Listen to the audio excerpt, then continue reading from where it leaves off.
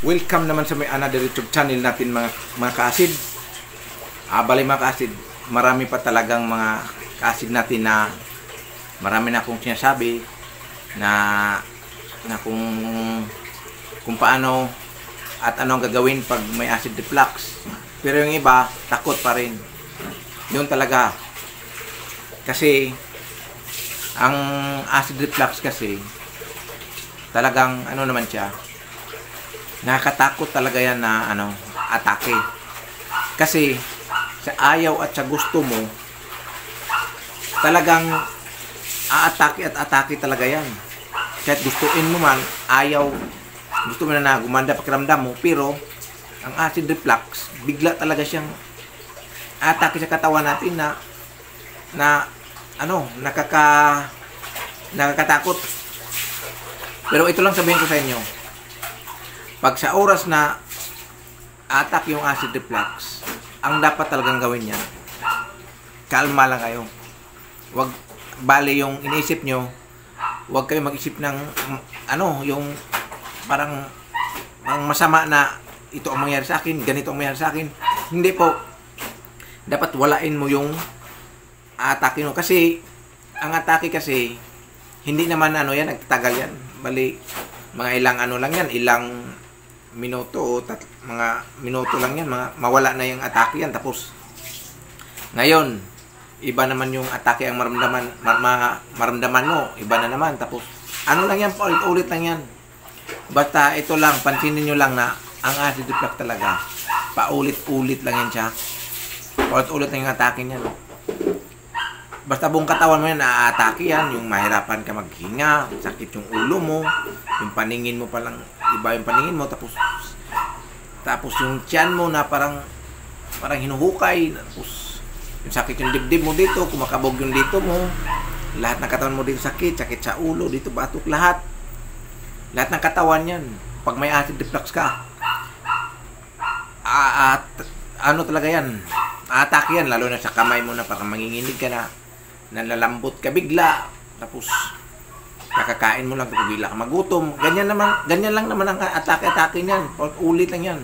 Dito magbara yung dito mo. Lahat yan. Pero hindi naman magsabay atake yan. Yung lang siya, sa katawan mo, may umatake sa dito mo. Pero ang tiyan kasi, pag umatake yan, talaga yan, konekta sa ulo yan. Kaya mahihilo ka, ganun. Kaya yan mga ka-acid. Kaya sabihin ko na ang atake ng acid reflux, siya, nakakatakot siya, pero kaya nating kontrolin yan. Kasi kung hindi natin kontrolin yan at puro takot ang nasa isip natin, wala. Hindi tayo gagaling. Kasi bakit hindi tayo gagaling? Kasi papasok ang stress yan. Papasok yung anxiety yan. Kasi pag umatake, sabi mo, andyan na naman siya, atake naman yung oras, ganitong oras, atake naman siya, mag-iba ng pakiramdam ko. Yan na kasi ang iniisip mo, kasi anong tawag niyan, na anxiety ka na. Sa isip mo lang yun, pero ang totoong buhay, hindi nangyayari yan sa'yo. Sa isip mo lang yan na ganito. Kaya nangyayari yan. Kaya matagal ang pagaling ng acid reflux mo, dahil ikaw rin ang dahilan na bakit matagal. Dahil pinabayaan mo, hindi ka lumaban. Labanan mo kung bakit kahit sa isip mo minsan, sa pag-acid reflux ka, anxiety ka na. Kasi ganito sa isip ko na minsan dati ko parang iba na pakiramdam ko, parang ayaw ko nang mabuhay. Kakaiba na. Parang na ako, mawala na, ganun. Ganun ang nasa isip ko.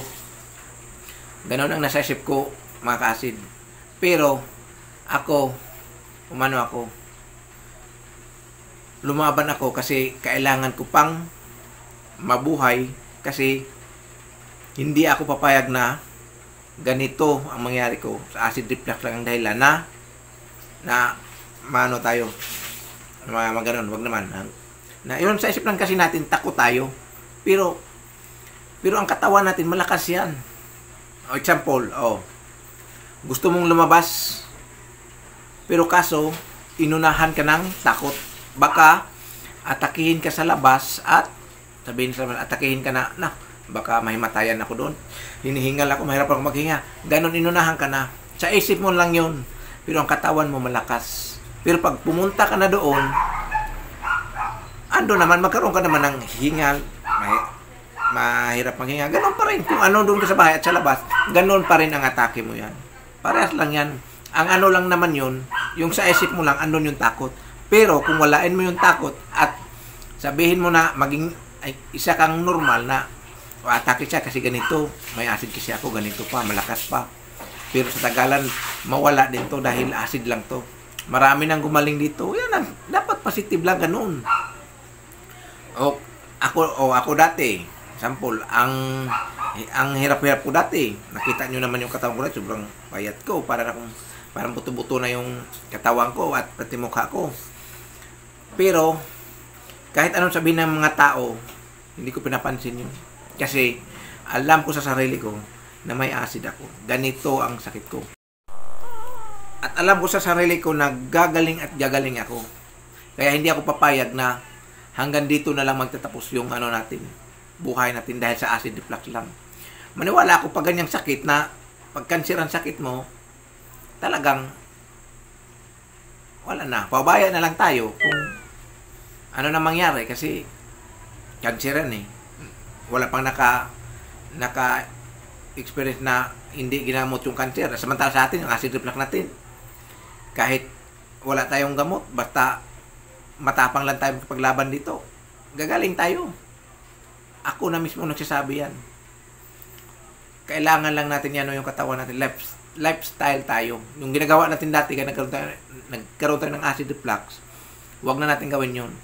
Magawa tayo ng iba ngayon na ibang paraan para gagaling tayo. Ano lang, laban lang tayo, huwag tayong matakot. Ano lang to, simpleng sakit lang to. Hindi to talaga delikado. Ano lang, yung atake lang nito, parang nervyosinta, parang wala tayong lakas, wala tayong gana, kasi ganito. Pero wala to, hindi to delikado na sakit. Hanggang dito lang ka-acid, sana gagaling talaga tayo dyan. Maniwala kayo sa akin. Ako na mismo sabi. Maraming salamat kasi